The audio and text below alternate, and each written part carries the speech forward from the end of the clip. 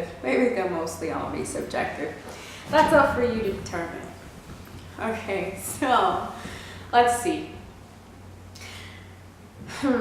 Had I known that my ability to date and my dating life would be as adversely affected as they have been for the last 2 years, I truly believe that I would have reconsidered coming to Saudi Arabia. Honestly, let's just get that out of the way. Had I been placed in a city like Jeddah or Dammam or Riyadh, major cities in Saudi Arabia, two being on the coast, Riyadh being the capital, where there are many more expatriates and huge compounds with more relaxed rules, then I think that I would have enjoyed myself tremendously more. However, I spent most of my time in an ultra-conservative area in Saudi Arabia on a compound. Okay, so let me tell you a little bit about this compound. It's a compound in an ultra-conservative area of Saudi Arabia, as I said before. The compound is beautiful. However, it's still kind of like living on a resort in a little hotel room. There are a lot of Westerners. The environment kind of changed over time. I feel like when I first got there were more people within my age range, kind of like in the prime of their life. And as time passed, the people in my age group tended to just move on with their lives and do whatever else they decided that they were going to do. I did end up dating a couple people on the compound that I was first on, and I mean, it was enjoyable. It was a way to pass time. It was a way to get that much needed intimacy that you really need to just be able to get by, because this place is so incredibly isolating. It was really strange, and you, as someone who was dating someone on the compound in an ultra-conservative area, I often felt very guilty and worried because one of the night guards, one of the evening guards would literally follow me in his patrol car around the compound as if I were some sort of criminal. You know, I was literally paying to live there, and I was being treated like some sort of outsider, like I was up to no good. And this is in an enclosed compound that was advertised for Westerners. And there is a backstory for why, allegedly, it began to feel like, Big Brother was watching all the time. So apparently, the compound manager had feelings for some beautiful, exotic, maybe Portuguese, I don't remember what her ethnicity was, woman, and his feelings were unrequited. And so he started basically stalking her. He wanted to know where she was at all times, when she was going into her apartment at night, that she was dating this guy that she did like, and he wanted to know when she was there, when she was leaving his house, and things like that. And after that, they really clamped down on the surveillance of the expatriates. And this sort of mentality, this sort of entitlement of a man who feels like he's well-to-do, he sort of acts like, if it's not done his way, then it's being done the wrong way, and then they can use their religion to then justify why this person's personal actions are wrong. It's really disgusting, but I feel like it's just sort of a running theme. If you have anything that's upsetting you, then it's very, very easy for you to use your religious beliefs to then demonize the other person's actions. So yeah, I did date, but you know, you couldn't really enjoy like post-coital moments cuddling with the person that you're with, because there was always this fear that someone would come banging on the door and disrupt you.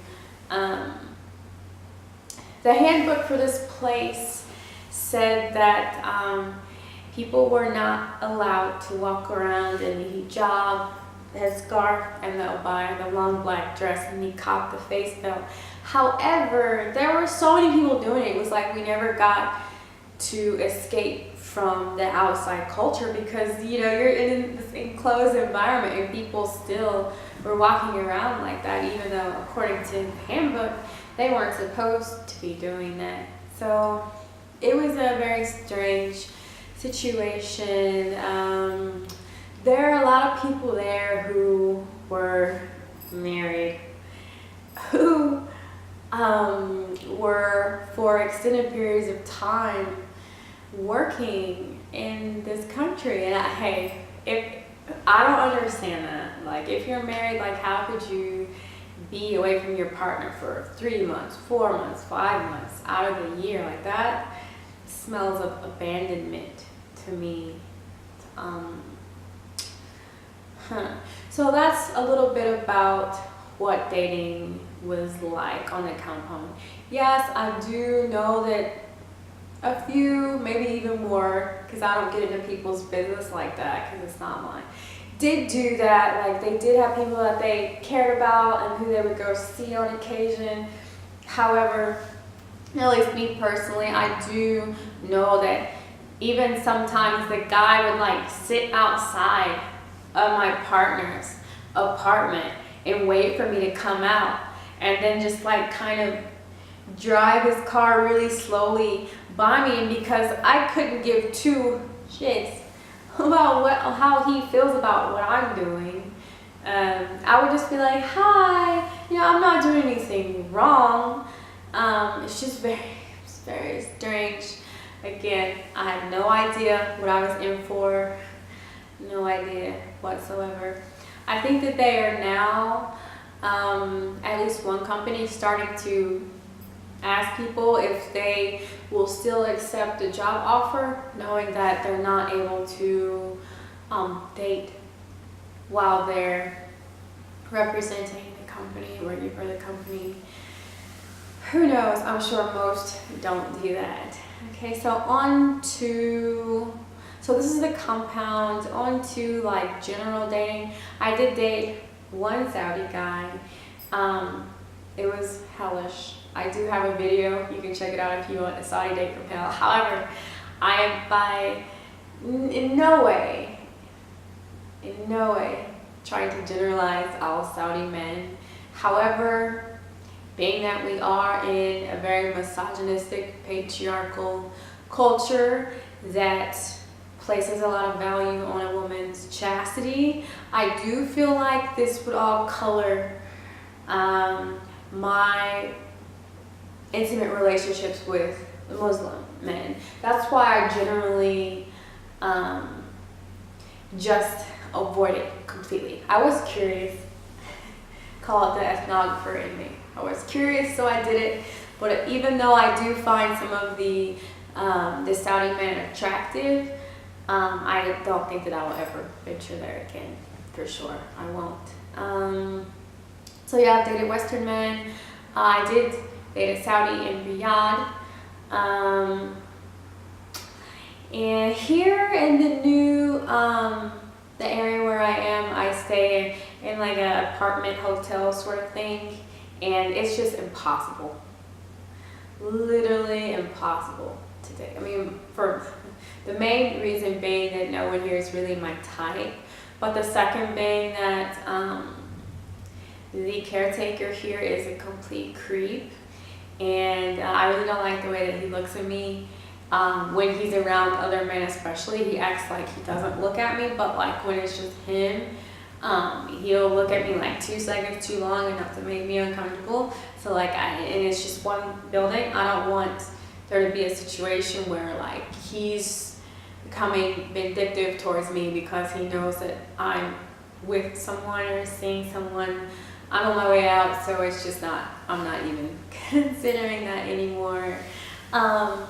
So dating in Saudi, it does happen, although it's really, really frowned upon in the more liberal areas like the capital city, and again like the coastal cities, Jeddah and Dammam. It's pretty much non-existent in the more conservative areas.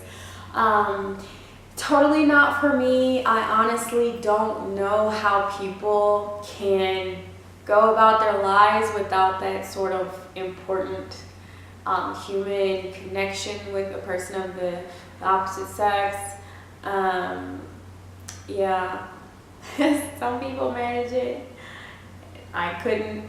And I'll be very happy to get back to a society where I can express myself and my love freely again. Thank goodness.